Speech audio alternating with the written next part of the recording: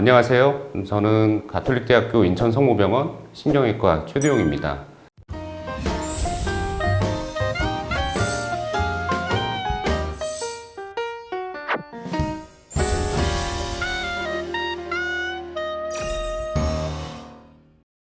저는 척추질환에 대해서 진료하고 있습니다. 선천성 척추관 협착증도 있지만 그보다는 후천성, 즉 퇴행성 질환이 대부분이고요. 무릎 관절염 등과 같은 다른 퇴행성 질환과 마찬가지로 대개 50대 이후 인구에서 많이 발생하고요. 또 노인 인구에서 더 많은 빈도를 나타냅니다. 허리에 부하가 많이 걸리는 일, 또 육체적인 일을 많이 하시거나 특히 또 농사일을 하시는 분들에게 흔히 나타나는 질환이고요. 요추관 협착증으로 치료받는 대부분의 환자분들은 약 50대 이후의 연령인 경우가 많으십니다. 또 여러 의료 통계에서 남성보다는 여성에서 빈도가 높은 것으로 나타나는데요.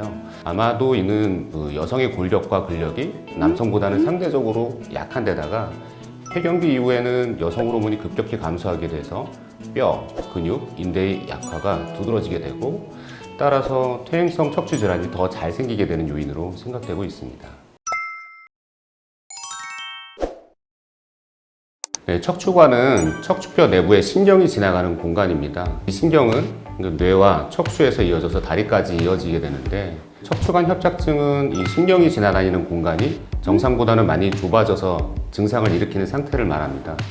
그러니까 추간판, 즉 디스크의 퇴행성 변화로 인해서 디스크의 높이가 낮아지거나 또는 돌출되고 디스크가 부착된 척추뼈 주변에 골극이라고 하는 딱딱하게 튀어나오는 현상이 발생하고 또 척추뼈 사이의 관절, 즉 척추 후관절이 두꺼워지게 되고 또 척추뼈 사이에 존재하는 황색인대라는 구조가 비정상적으로 두꺼워집니다. 이런 여러 퇴행성 변화가 합해져서 결과적으로 신경과 신경 주변 그 부분에 혈류장애를 일으키는 병적인 상태가 되는데요. 이를 척추관 협착증이라고 합니다. 주로 운동량이 많은 요추라든지 경추에 많이 발생하게 되고 흉추에서도 드물게 나타날 수가 있습니다. 요추 협착증에 대해서 말씀드리면요. 주요 증상으로는 허리의 통증, 또 다리의 저림, 다리로의 방사통, 그리고 간헐적 파행입니다. 걷거나 서 있을 때는 엉덩이의 통증을 호소하시다가 서서히 허벅다리에서 무릎 아래, 발바닥까지 내려가는 형태로 나타나는데요. 환자는 저린다, 쥐가 난다, 화끈거린다, 시린다 이러한 다양한 표현으로 통증과 불편함을 호소하시게 됩니다. 조금만 걸으면 다리가 저려서 쉬어야 한다, 또는 버스 한 정거장 걸어가는데 몇 번 쉬어야 된다 등등의 이제 보행 불편을 호소하는 경우가 많으시고요. 앉아 있거나 쉬면 통증이 좀 덜했다가 똑바로 서 있거나 조금만 걸으면 다리가 아파서 다시 또 쉬었다가 걸어가야 되는 보행장애, 이를 즉 간헐성 파행이라고 합니다. 우선은 어떤 질환이든 정확한 진단이 중요합니다. 환자가 호소하시는 증상을 토대로 하고 신경학적인 검사, 여러 가지 문진으로 척추관 협착증이 의심된다라고 하면 영상 검사, 흔히 하는 이제 엑스레이 검사, MRI 검사, CT와 같은 영상 검사를 통해서요. 현재 병의 상태와 정도, 또 어디에 병이 심한지 이런 것들을 정확히 판단하는 것이 우선이겠고요. 척추관 협착증의 치료 목표는 허리 통증, 하지 통증 이런 것들을 완화시키고 삶의질을 향상시키는 데 그 목적이 있겠습니다. 그 병의 상태가 아주 심한 상태가 아니고 일상생활이나 직장생활에 큰 제약이 있는 상태가 아니라면 증상의 정도에 따라서 약물 또는 물리치료, 보조기 착용, 주사치료 같은 이러한 보존치료를 먼저 시행하게 됩니다. 어느 정도 안정기가 되면 적절한 운동 방법을 선택해서 꾸준히 관리하시는 것이 중요합니다. 만약에 통상 3개월 이상 꾸준한 비수술적인 치료, 즉 보존 치료를 받았는데도 불구하고 증상의 호전이 별로 없고 일상생활이나 직업생활에 큰 제약이 있는 경우에는 수술을 생각해 보실 수가 있습니다. 때로는 드물지만 신경의 압박이 심해서 대소변 장애라든지 보행에 상당한 장애가 있는 상태, 또는 혹은 마비같이 심한 신경 증상이 있는 경우라면 조속한 수술적인 치료가 필요합니다. 만약에 적절한 이런 치료 시기를 놓친다면 신경 증상이라는 것은 일시적으로 또는 영구적으로 장애를 남길 수 있기 때문입니다. 요추관 협착증에 대한 몇 가지 수술 방법들이 있습니다. 하나는 이렇게 신경관 감압술만 하는 경우가 있고, 함께 관절의 고정 수술, 유압 수술을 함께 시행하는 두 수술 방법으로 나누어 볼 수 있습니다. 신경관 감압술이라는 것은 수술 현미경이라든지 내시경 등을 이용해서 그 좁아진 신경관 주변의 뼈와 인대 등을 일부 제거해서 좁아진 신경관을 넓혀주는 방법입니다. 그러니까 이에 반해서 척추 고정 수술은 척추 관절에 불안정증이 있거나 또는 수술 후에 불안정증이 발생할 위험이 높은 경우, 또는 척추의 측만증, 전이증 등의 좀 더 병이 복합적인 상태인 경우에 신경관 감압술만으로는 병을 해결하기 어렵기 때문에요.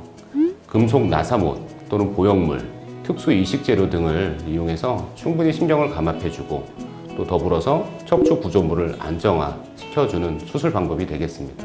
그러니까 이런 고정 수술이 반드시 필요한 경우가 아니라면요, 최근에는 양방향 내시경 등을 이용해서 최소 침습 수술을 시행하게 되고요. 이 수술 방법의 장점은 환자의 신체적인 부담을 줄여주고 또 수술로 인한 입원 기간, 또 회복 기간을 단축시키는 방법이어서 최근에 꾸준히 늘고 있는 추세입니다.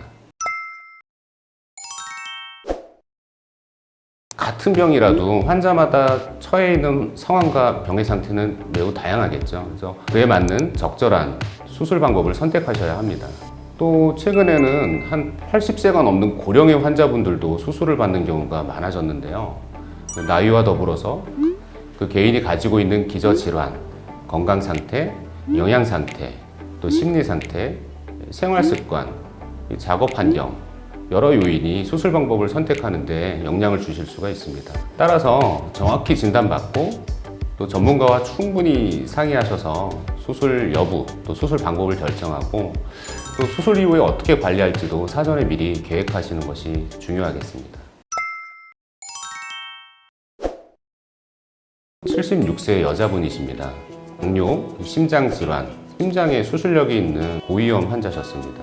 만성적인 허리 통증, 특히 오른쪽 다리의 방사통, 저림, 그리고 신경이성 간헐적 파행이 있으셔서 일상생활에 어려움이 상당히 좀 심하셨던 분이었고요. 허리뼈 3, 4번에 사이에 척추관 협착증과 추간판 탈출증이 같이 있던 분이셨습니다. 이분 같은 경우는 최소 침습 수술 방법인 양방향 내시경 수술을 통해서 눌려있는 신경을 충분히 풀어드렸고요. 수술 전에 심한 방사통, 또 보행 시 통증은 많이 좋아지셔가지고 일상생활에 큰 무리가 없는 상태로 회복하신 분입니다. 두 번째 환자분 같은 경우는 허리를 반복적으로 많이 사용하시는 50대 중후반 여성분이셨는데요. 허리, 엉덩이, 다리 이런 통증이 심해서 직업활동을 정상적으로 하기 어려운 상태로 내원하셨습니다. 정밀 검사에서 요추관 협착증과 또 이제 전방 전이증, 척추관절의 불안정증이 진단되었고요.